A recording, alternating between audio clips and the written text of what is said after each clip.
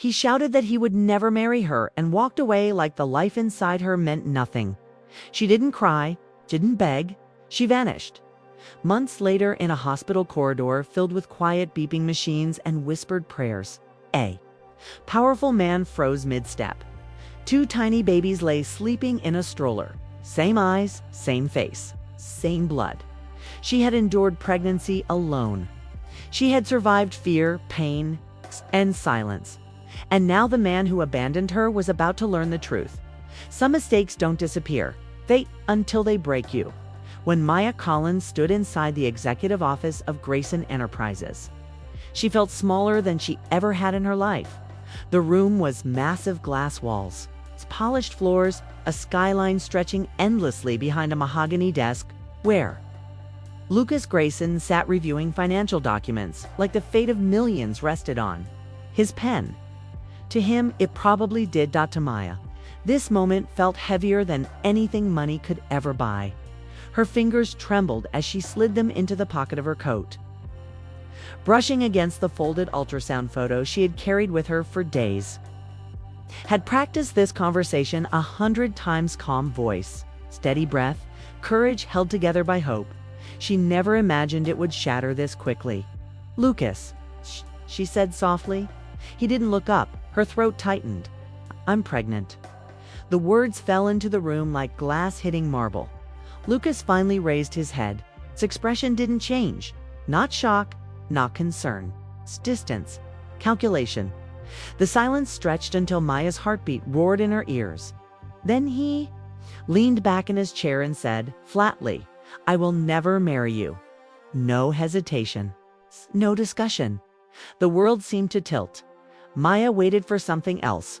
Questions, anger, disbelief, anything human.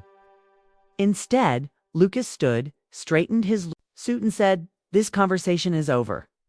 That was the moment she understood. The man she loved had never really been there. She swallowed the scream burning her chest, nodded once, and walked out. Her steps were steady, her back straight. Only when the elevator doors closed did the tears finally fall. She pressed her hand to her stomach. "I'll survive," she whispered. "We will." Maya left the city within days. No messages, no explanations.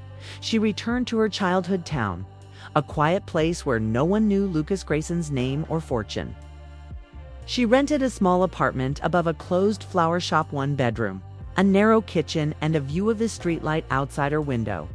Morning sickness was relentless. So were the bills. She worked freelance at night, curled over her laptop while nausea twisted her body. During the day, she slept in fragments and cried when the loneliness became too loud. There were no calls from Lucas. None. The silence hurt more than his words. Weeks passed, then months. At her 2nd trimester appointment, the doctor smiled gently. "Do twins run in your family?" Maya froze. Twins? 2 heartbeats echoed through the room. Maya laughed and cried at the same time. 2 lives. 2 reasons to keep going. She bought a cheap notebook that night and began writing letters. Not to Lucas, but to her babies. She wrote about fear, hope, and promises she didn't know how she would keep yet. She named them quietly in her heart, Arya and Noah. By the 8th month, her body was exhausted. Her legs swelled. Her back burned. Breathing became difficult. One evening, the pain didn't stop. The hospital lights were harsh and blinding. Doctors moved quickly. Machines beeped faster than her pulse. "We need to deliver early," someone said. Maya barely processed the words. She closed her eyes and prayed.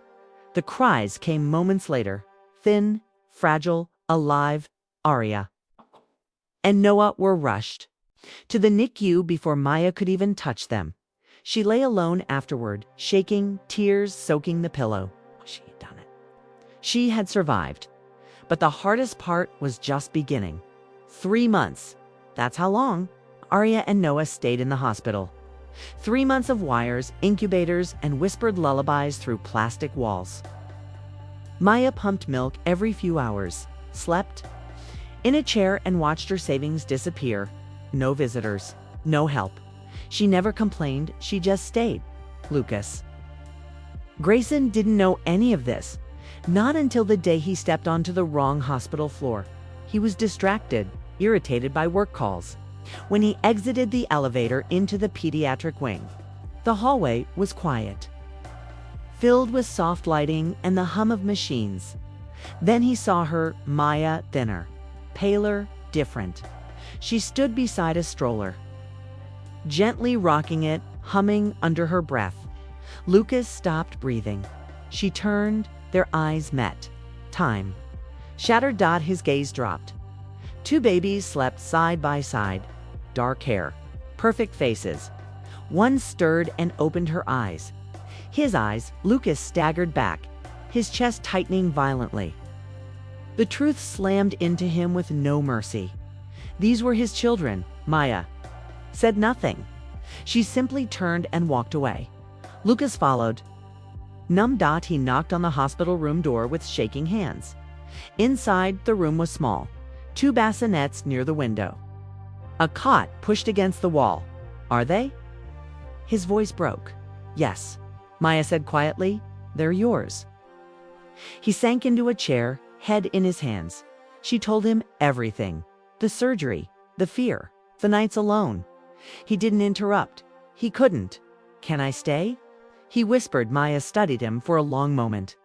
Then she nodded. Lucas came back the next day and the next. He learned to hold them, to feed them, to sit silently during doctor visits. He didn't apologize with words. He apologized with presence. Maya didn't forgive him. She watched. She waited. Weeks passed. Lucas stopped answering work emails. His assistants panicked. He didn't care. For the first time in his life, nothing mattered more than showing up when Arya and Noah were finally cleared to leave the hospital. Maya felt terrified. Her apartment was small, her strength limited. Lucas offered help, no conditions. She accepted cautiously. Life at home was chaos.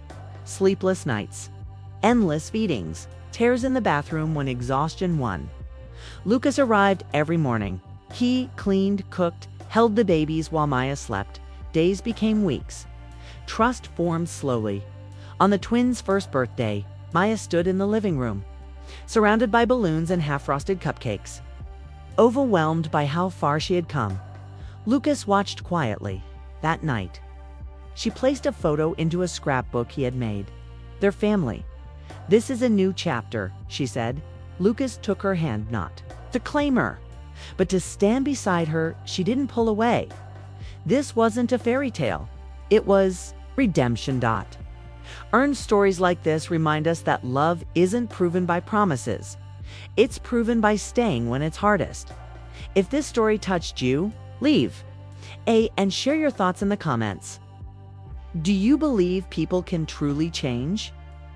Subscribe for more deep, emotional stories about loss, strength, and second chances that are earned, not given. Your support helps bring more powerful stories to life. Don't forget to like, share, and turn on notifications because the next story might stay with you longer than you expect.